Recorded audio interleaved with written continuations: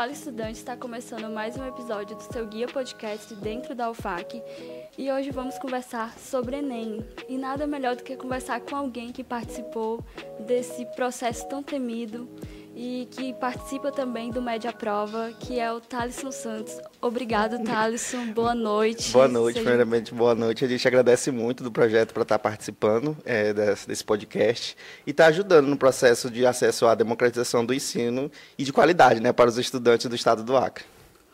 Thalisson, você poderia falar um pouquinho da sua trajetória nessa questão do Enem, tipo, como você entrou no Média Prova, como foi a experiência para você? Sim, desde o iniciozinho, né?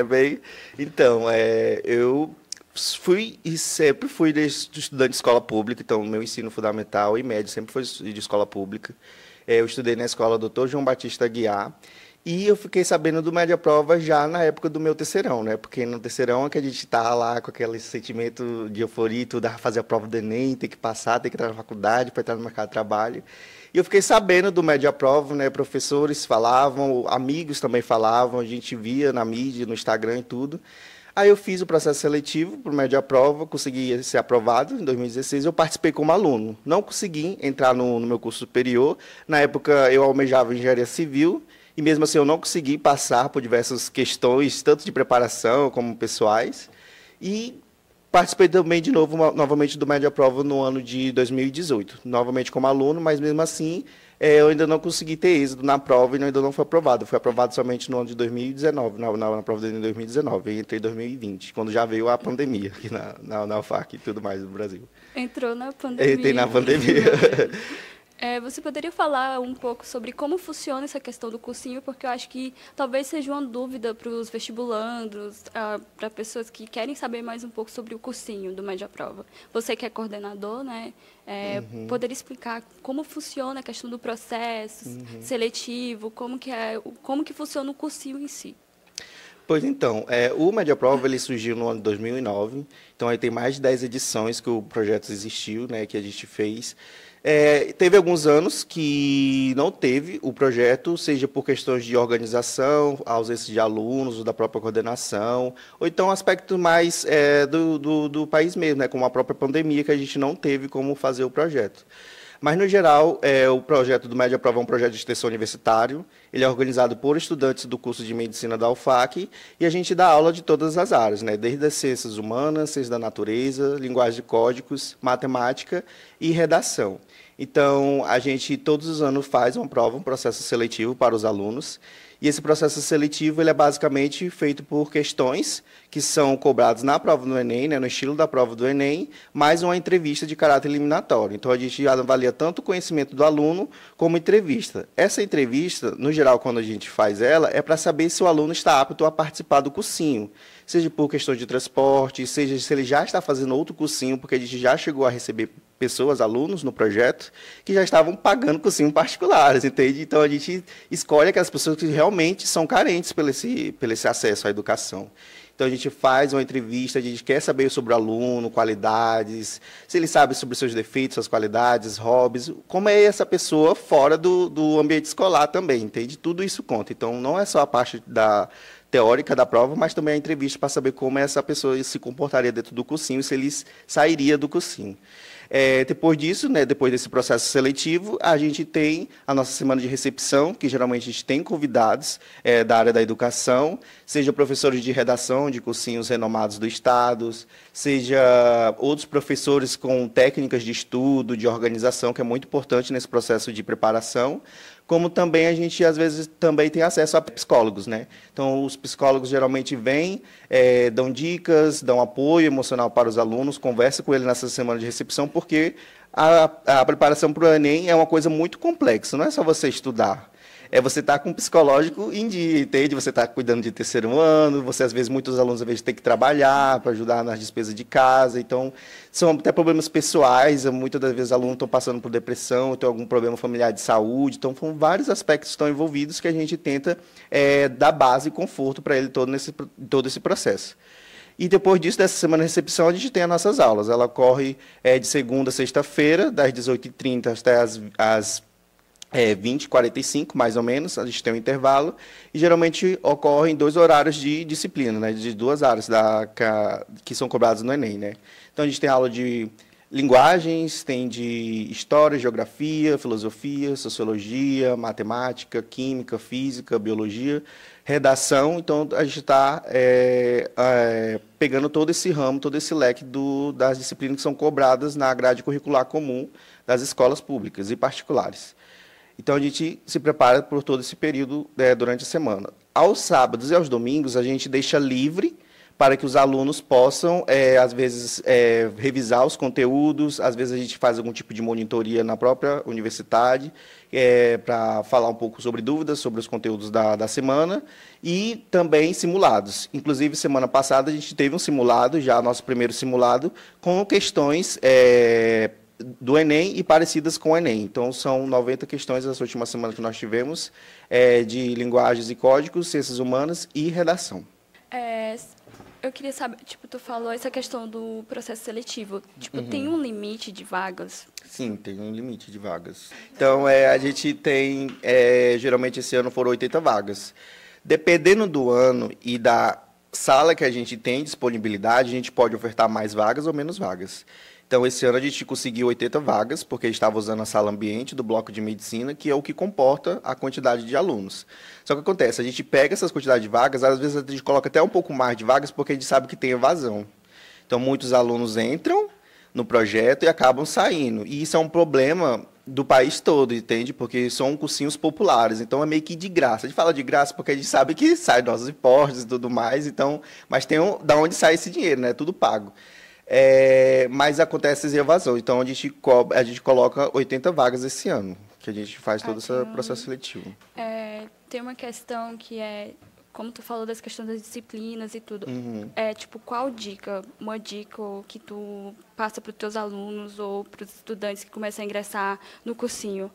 Quais matérias que tu acha que é assim, primordial para o Enem, para quem quer esses cursos muito concorridos, como medicina, direito? Porque o Mediaprova, ele não é só para medicina, não, né? Eu acredito que não, né? Não, a gente prepara o aluno para o curso que ele almeja, entende? Tem gente que entra para tentar a carreira militar, entende? Para tentar um SpaceX, então, tipo USP, sei lá, eles tentam para o vestibular que eles querem. Então, a gente está ajudando eles no processo para acessar o ensino superior, seja ele para a faculdade pública, seja para a carreira militar, que às vezes tem esses processos seletivos. Mas o nosso foco, no geral, é o Enem, entende? A gente sempre foca no Enem, porque é o que os alunos mais procuram aqui no estado do Acre, em Rio Branco. Quais as disciplinas que tu considera assim, primordiais? Então, quando um curso é muito concorrido, tudo é importante. Então, às vezes, um pontinho lá te tira da lista, entende? Mas se você for focar mesmo, redação. Redação salva muito a pessoa. Tipo, eu lembro que no meu terceiro ano, o que me salvou na minha nota foi redação. Também matemática e suas tecnologias é muito importante, porque como boa parte das pessoas tem dificuldade em matemática, acaba que se você for até de mediano, assim, você consegue uma boa nota, uma boa pontuação. Então, matemática é uma boa área que você consegue elevar muito sua pontuação. As outras áreas, outras disciplinas, são importantes, mas se eu fosse falar das outras, que são as outras 3, né, que é linguagens, humanas e ciências da natureza, o que eu poderia dizer era ciências da natureza. E aqui, menos da ponta, assim, que pontua na prova, é linguagens e códigos. Mas vale ressaltar que é importante o aluno também estar ligado nos pesos. Então, às vezes, você ir muito bem numa área que não conta muito peso para o seu curso, acaba que não ajuda, entende?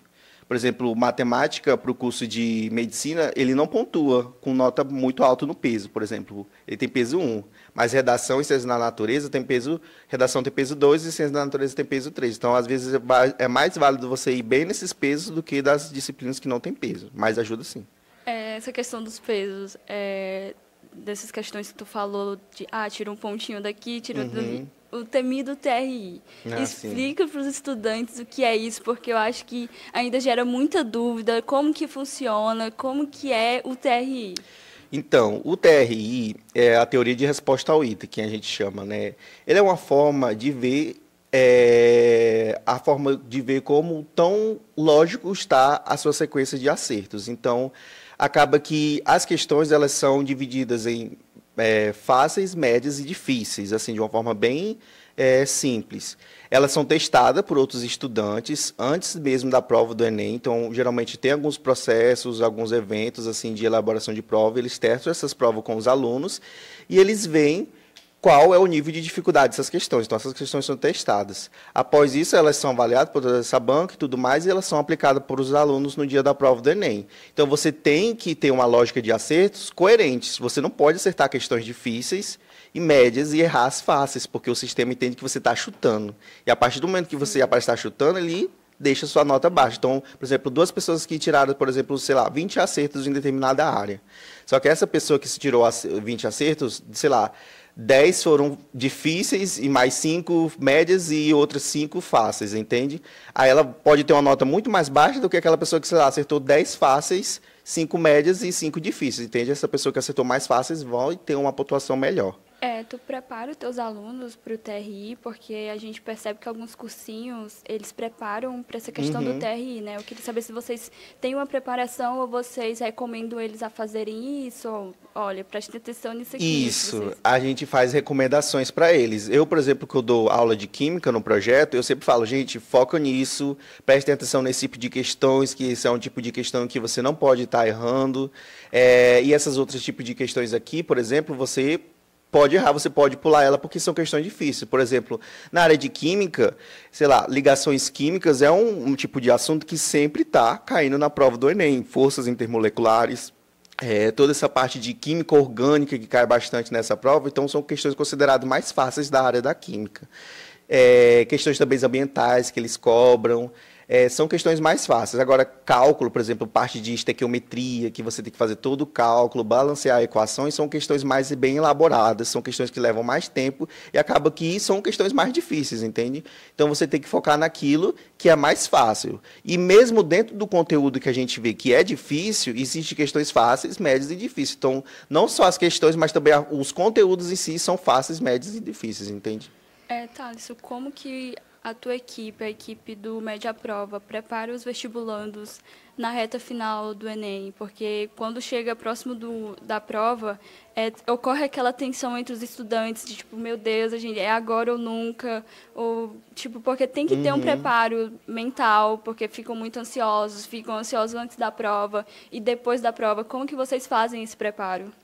Então, a gente faz toda uma preparação, seja pelo conteúdo em si, a gente faz simulados, como eu falei. No geral, a gente tem 3 simulados próprios do Média Prova e geralmente temos mais uns 3 simulados de fora. Esses simulados de fora são de organizações, como podemos dizer assim, por exemplo, a gente participa da Brasil Cursinho.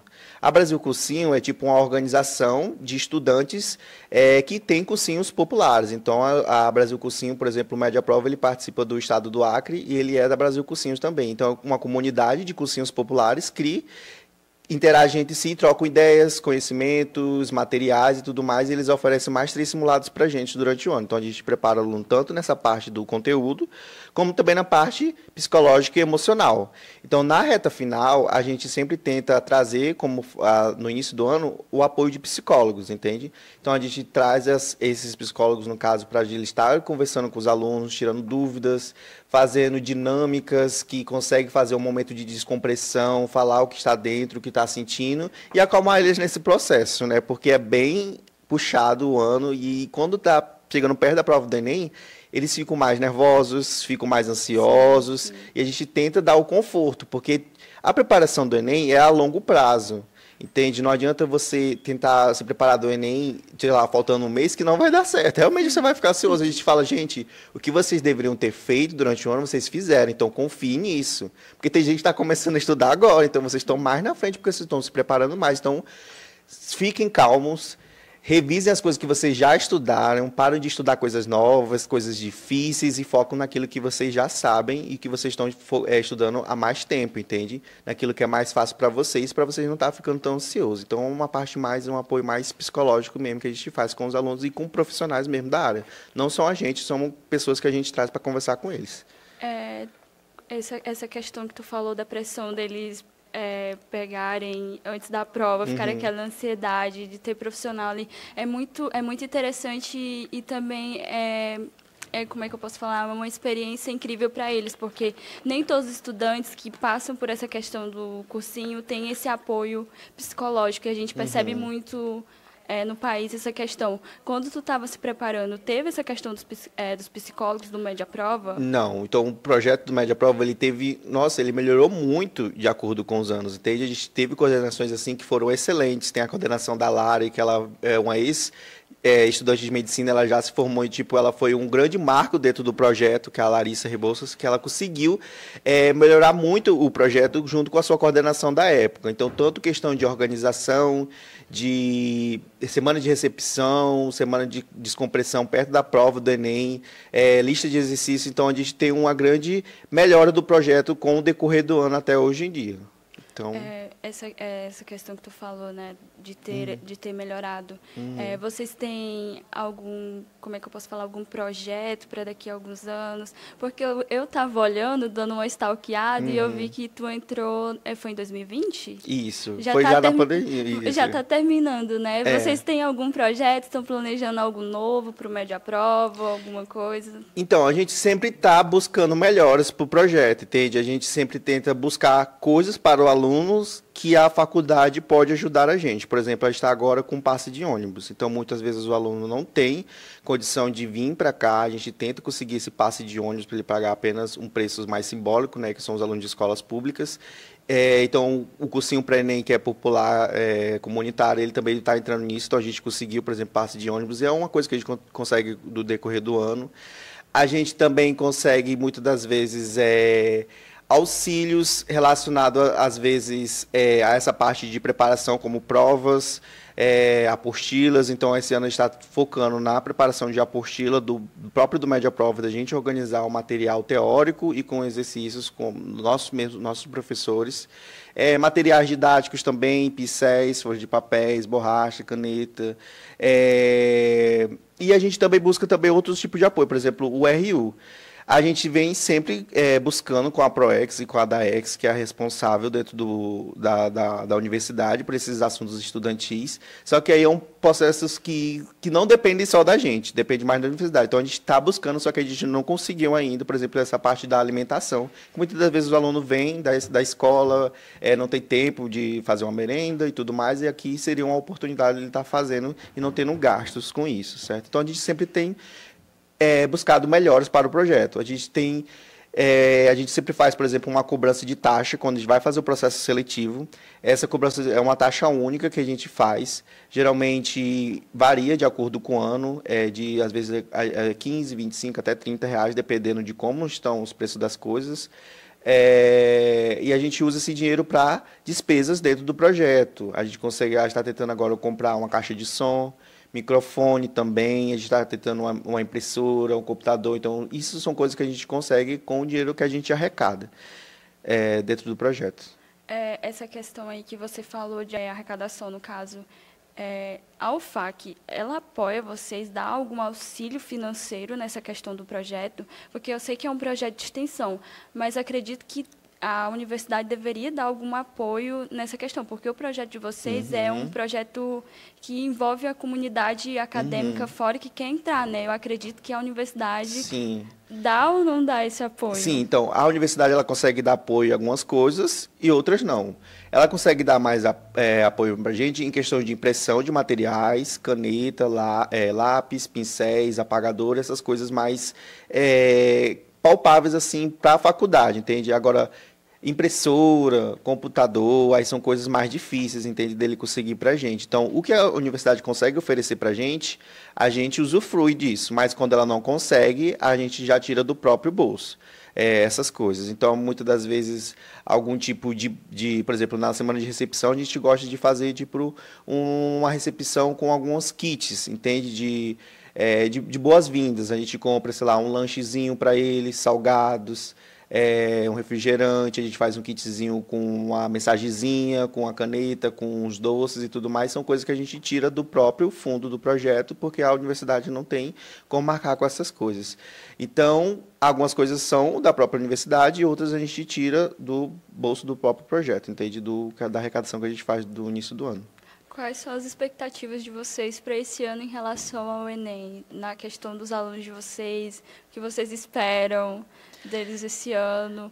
Eu estava dando uma olhada e vi que alguns tiraram notas excelentes e vi também alguns aprovados em cursos extremamente difíceis. Ou seja, vocês têm algumas expectativas para esse ano? Ou... Ainda está meio obscuro muitas das coisas. Por quê? O que acontece?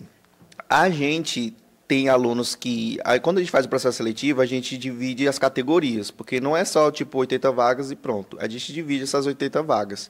Então, tem vagas que são para ex-alunos de escola pública, tem vagas que são para alunos do terceiro ano, e tem vagas de ampla concorrência, tem vagas para pessoas que têm deficiência física e também tem vagas para ex-alunos. Geralmente, o grupo de alunos que estão no terceirão e de ex-alunos são os que mais conseguem resultados, porque eles já estão há um certo tempo se preparando e estão com um objetivo mais em mente, entende, do que eles querem. Então, acaba que o perfil de alunos vai mudando com o tempo. Os alunos que a gente tinha um certo destaque, eles já foram aprovados, entende? Nós temos alunos do ano passado e tudo mais, que foram passados em curso de Direito, de Medicina, só que alguns alunos que a gente viu que tinha grandes oportunidades de passar, e esse ano não estão conosco.